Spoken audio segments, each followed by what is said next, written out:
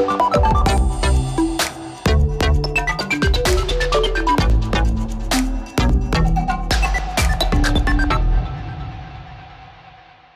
everyone, and thank you for joining me for this new edition of Business Africa. On our show today we report about the energy sector and we discuss the heavy impact of the load shedding crisis in South Africa with James Mackay, the President of the Council of Energy in South Africa. But first, let's get on with the show with our top stories today. A book industry in crisis and authors who want to fight to survive, heading for Addis Ababa and its endangered publishing houses. Obviously, I didn't find a publisher, so I self-published my second book, which didn't sell at all. It wasn't going well. 5 years down the line, I still had copies everywhere in my home of that book. Business creators supported by experienced entrepreneurs, the idea is attracting more and more young women who want to set up a business in Guinea. I can help them to be formalized, I can give them advice, and I'm ready to receive and to coach them, to give them advice so that they succeed, like me.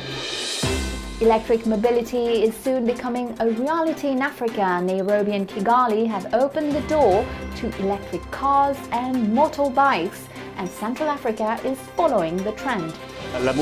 Electric mobility today is the future. It is the future all over the world. There are even countries where the law is evolving from next year. So from 2023 to 2025 and by 2035, there will be bans on vehicles that are high emitting. Is there a future for the African book industry? We are opening this edition in Ethiopia, in Addis Ababa, where the escalating cost of paper has a very negative effect on publishers. It must be said that publishing houses can be counted on the fingers of one hand in the country, and that the sector is handicapped by very high distribution costs. To find out more, our correspondent Tefera Gadamu followed the story of Roman Tewalburan, a self-published author in Addis Ababa. Take a look. It's a very hot cake. Roman has written 2 books and co-authored 2 more. The first book that she published nearly 10 years ago was a success. It sold well. Marketing that book wasn't a challenge to me because it had a good reception. Encouraged by the first, she wrote her second in Amharic, a local language whose script is derived from Ge'ez. Ge'ez, like Latin, is one of the world's oldest writing systems. Obviously, I didn't find a publisher, so I self-published my second book, which didn't sell at all. It wasn't going well. 5 years down the line, I still had copies everywhere in my home of that book. Industry observers estimate that self-publishing accounts for 70 to 80% of all published books. The publishing business in Ethiopia is very small. There are only very few, less than 20 publishers right now. Authors not only write and publish, but like Roman, they also have to find their own means of sourcing a printer. There are estimated about 250 up to 300 printers, different sizes, some mostly very small, some medium size, some big industries. We actually have a machine 80 plus years old. These old machines are compatible for our country because most of the things are not digital, so there are many technicians here who can do it. And the spare parts are easy to duplicate. 2 to 3 years, I've published about 6 books in this publishing house, and as it happens, most of them are women actually. This one has come to 3rd reprint. But the rising cost of printing, which has gone through the roof, is forcing her to reconsider publishing the 2 other books that she has in the pipeline. So materials like paper, inks, that's what we normally use. Those prices have gone up, 4 to 5 times increase. It's amazing. The paper that we used to buy with 1,000 birr, now it's 5,000, 6,000 birr. The last book I published was a year ago, about 4,000 copies of. The amount of money that published that book then, I wouldn't be able to publish even 1,000 books now. So yes, 3, 4, even 5 times in 1 year. Additionally, marketing the books has proven to be challenging. She has added the distribution task to the daily work in her small shop. Right now, the most dominant form of book selling is very small roadside small shops. And a total of, I don't know, between 700 to 1,000 small roadside bookshops are available in Addis Ababa. The book is mainly handled by the author or the publisher, which then goes to main distributor, who gets it at an average of 20 to 25% negotiable. I think everyone has agreed around 25%. Some books are 30% discount. And that book goes to medium-sized vendors who have bookshops along the streets or in high-rising towers. The kids on the street buy books from these vendors maybe at another 5% less. So they take it at 15%, say, and they sell it at the face value. So that's how the kids make money. In other words, nearly 50% of the cover price is gone in distribution before the printing costs and the author's cut are even considered. The most recent trend is that young people are retailing books, carrying, using carts and bags and using their own arms and going, from shop to shops or from places to places in particular area. Their numbers could be anything, I think, between 500 to 1,000 even within Addis Ababa.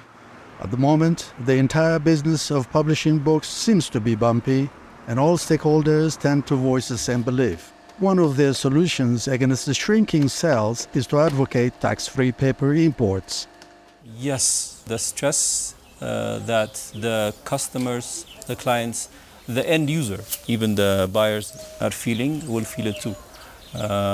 Because if they're not buying, nobody's printing. Since September, hardly any books are being published. And so my colleagues, big vendors, are resorting to digging into their stocks at the moment. It's a bit scary. The government should give attention to paper and the tax on paper. Paper is imported, so why not import it tax-free or something? It shouldn't be considered as a luxurious item. We need paper. Authors, publishers, printers, distributors and vendors all agree that a government intervention could help the sector. However, it won't solve the issue of the foreign exchange shortage that poses a heavy weight on the import of paper. The East African economy will continue to fuel the continent's growth. According to the consultancy company RSM, the region should see its growth increase by 5.1% this year and up to 5.7% in 2025. This optimistic outlook is due to the good health of the services sector.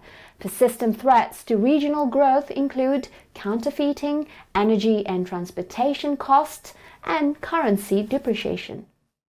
And further north, the economic stability of Egypt appears paramount in the context of the Israel-Hamas war and the conflict in Sudan.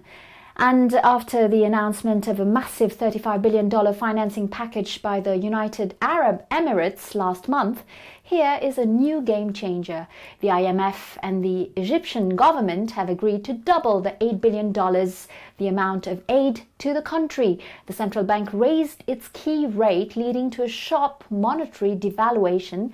These developments respond to the IMF's request to float the Egyptian pound. The mentoring of women entrepreneurs by more experienced peers is a growing trend on the continent. Let's head to Guinea, where more and more women are embarking on business creation. Female solidarity helps the most experienced entrepreneurs to accompany the novices, and this support often facilitates the integration of young entrepreneurs. This is a report by Sayon Kourma.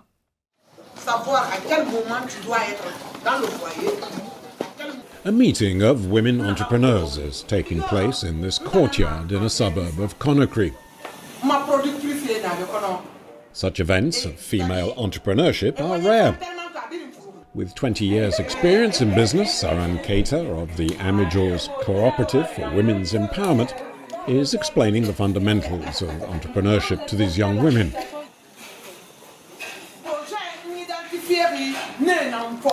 Topics include drawing up a solid business plan, building a good professional network, as well as accessing finance, management, and the legal framework of companies.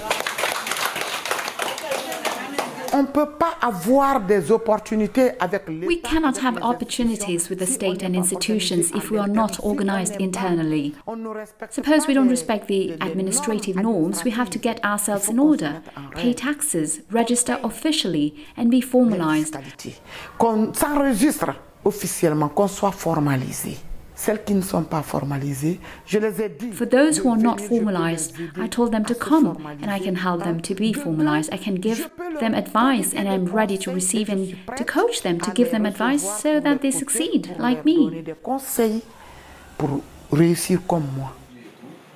The meeting of some 50 women is to create a network of female entrepreneurs and to teach them about the market so they can set up in business for themselves. Bonjour.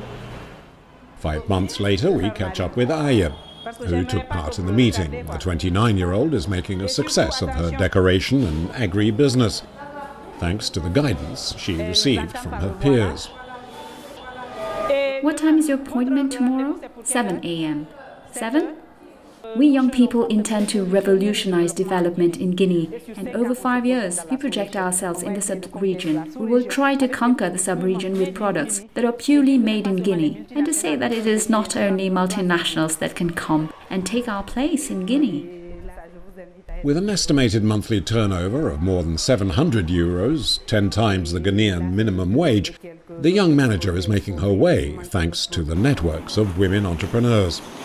Today there's a network that has been formed, and now I tell myself that it is not a one-year job, but it's a process, and I'm going to work harder, not to tell myself that I have achieved excellence, but to tell myself that I have already taken a step forward, and one day I will be proud to tell people that I succeeded because I worked. Because you have to be persistent to succeed today in the entrepreneurial environment in Guinea. Several women's groups are being set up in the country. They are guided and helped by business angels, experienced mentors and coaches, as in this gathering of more than 500 potential women entrepreneurs meeting to form a new network.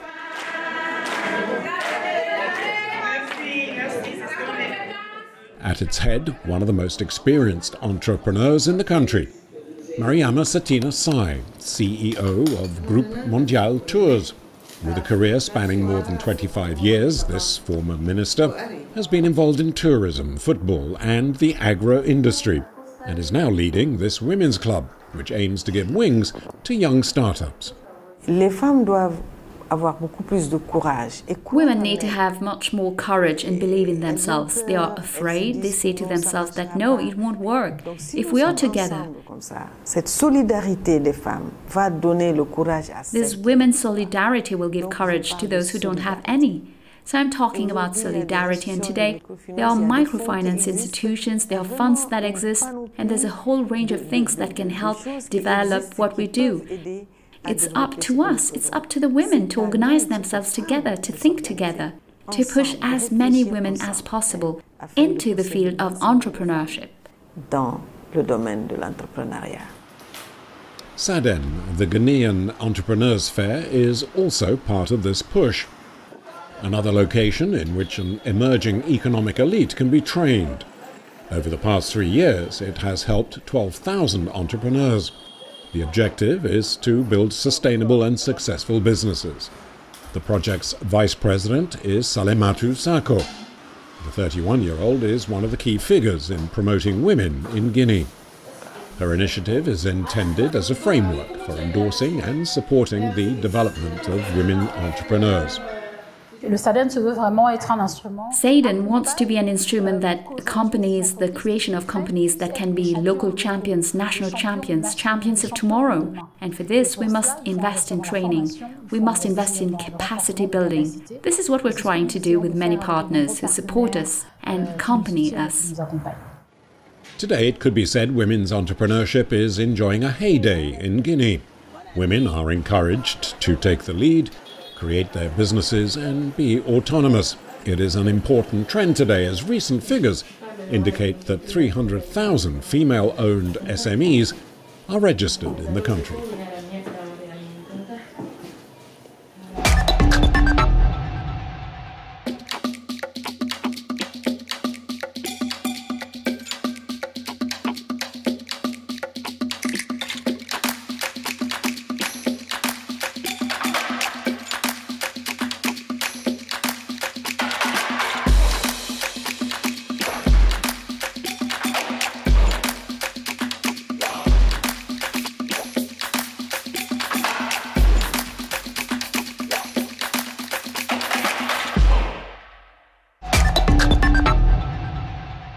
Welcome back to the second part of our show.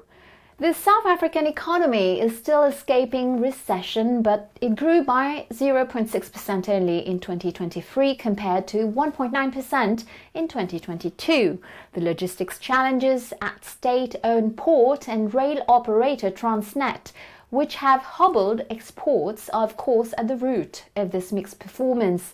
But a worrying energy situation with constant power cuts also weighs heavily on the daily lives of households and the profits of businesses. What role will these issues play in the outcome of the general election next May?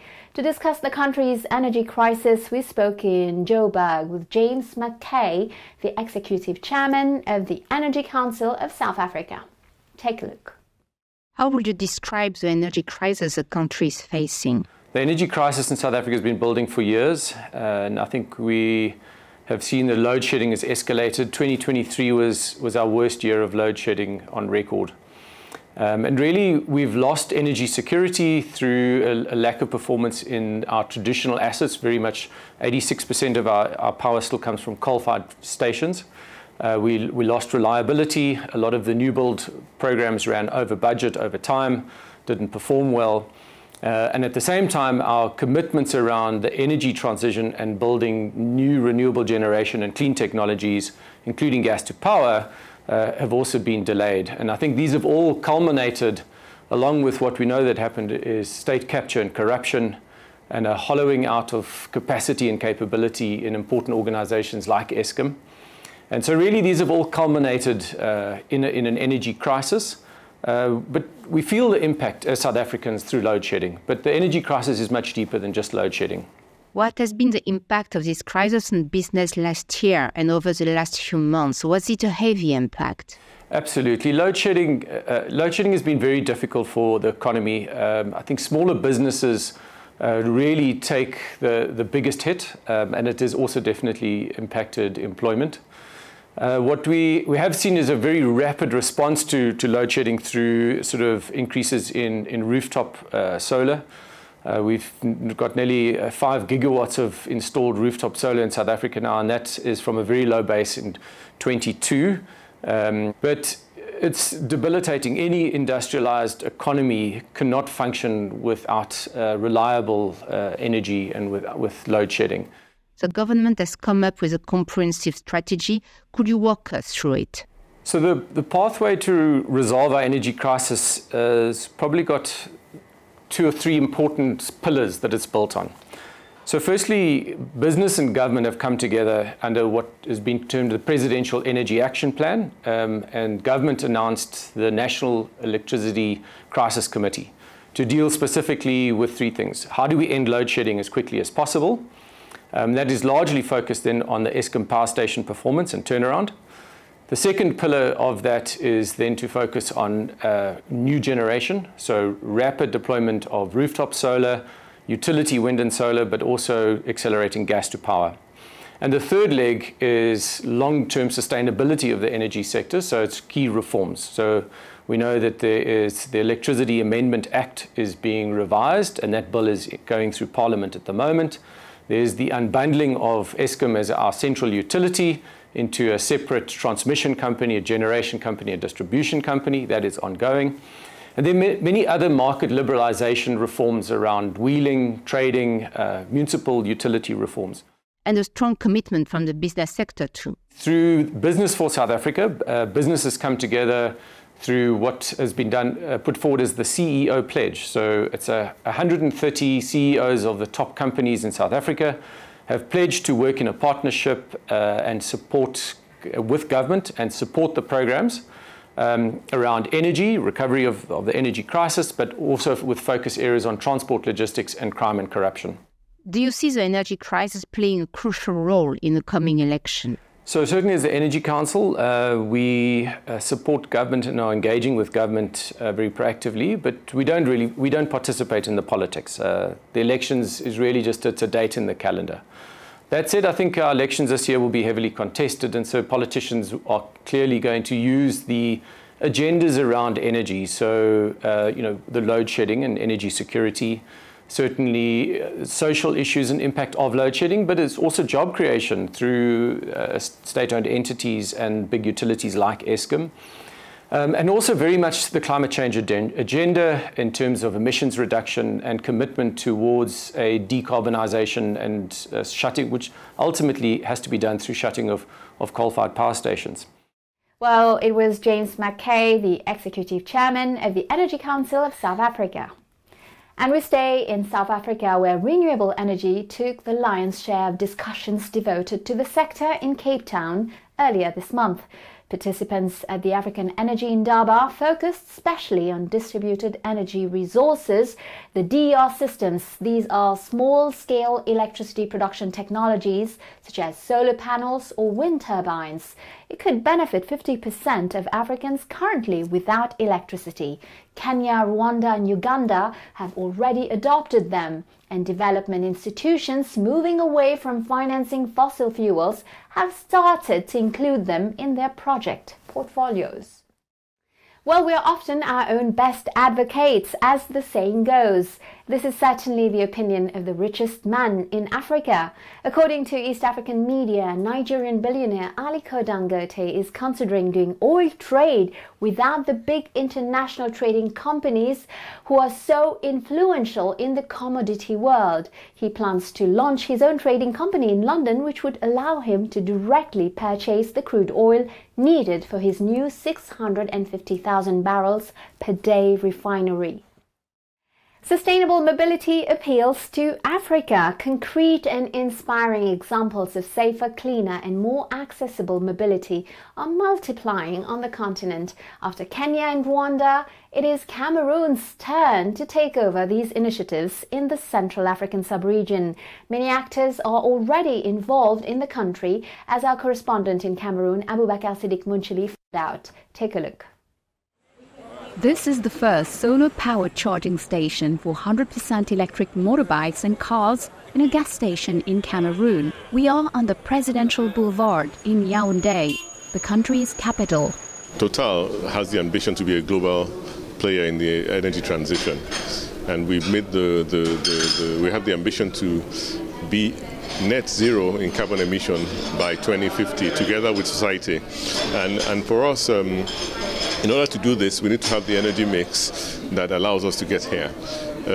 Electricity is going to be one of the key players in terms of our energy mix in 2050.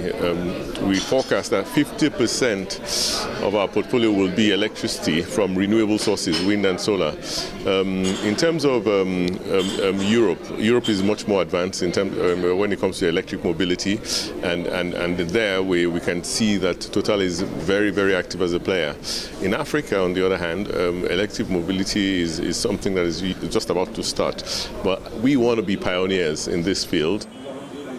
The launch of this first recharging infrastructure, and since the arrival of the first electric vehicles in public transportation in 2014, which was warmly welcomed by both private and public players, all committed to improving mobility on a day-to-day basis in the country, as well as accelerating the energy transition. The idea is to provide users with a better quality of life and less expensive energy. Ça va du bien-être des populations d'abord. It's about the well-being of the people first. It is paramount. It also goes towards a certain kind of modernity, because in the future we'll need to purify the air that surrounds us, the air we breathe. So a modern city needs to go in this direction. When we use fuel, we have to buy it at all times. But when we switch to electricity tomorrow with solar energy, of course, the technology becomes cheaper. It becomes less expensive. Now, a country like Cameroon, with the standard of living of Cameroonians, it would be necessary to implement such technology in our country. We feel at home here because our daily struggle is to fight against pollution, fight for survival, and to promote well-being. We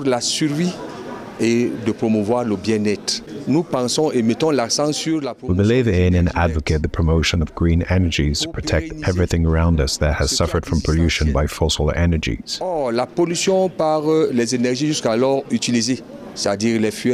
Fuels gas have demonstrated their limits and directly impacted the environment. One major innovation is these 100% electric vehicles, Green Ride, launched by Total Energies and Easy Ride Cameroon in partnership with the dealer Frias Motors. Solutions that have proven successful, for example, in East Africa, Kenya or Rwanda, with the startup Ampersand, created in 2019 and already a fleet of nearly 700 electric motorbikes in East Africa. The ambition is to take Africans in a new era of sustainable mobility, a strategy that has inspired major Cameroonian economic actors willing to boost this promising sector. Electric mobility today is the future. It is the future all over the world. There are even countries where the law is evolving from next year. So from 2023 to 2025 and by 2035, there will be bans on vehicles that are high emitting. We are in Africa, first of all, where it's hot. All these emissions will make the temperature unbearable, and it is in our interest before the others, the Europeans, for example, to rush to these non-polluting technologies. There's still a growing need to continue expanding charging stations throughout the country. But beyond Green Ride's rental model, the acquisition of these new electric vehicles has also seduced African users. Some expect the state to provide financial assistance to encourage the transition. There is political will, and there are other means of different kinds. Those provided by the government at the disposal of our communities. There are the communities' means, and then also the partnerships. Cameroon's current legislation still needs to provide for the development of these vehicles. The issue today is to be accompanied by the state to reduce taxes on vehicles that do not emit too much CO2 or zero emission. The cars we have now are 100% electric. This energy transition now appears even more with Africa's reach. With its promise of more sustainable mobility, it is a godsend for African users used to congested and high-emitting urban transport. Well, that's it for today. Business Africa is over. I'll see you next week, same time, same channel for Initiative Africa. We'll host the Nigerian singer Jemi Rie. In the meantime, you can watch this show on our website, africaonair.com, and follow us on all our social media channels. Feel free to share, like, and comment using the hashtag Business Africa. Have a great week, and until next time, goodbye.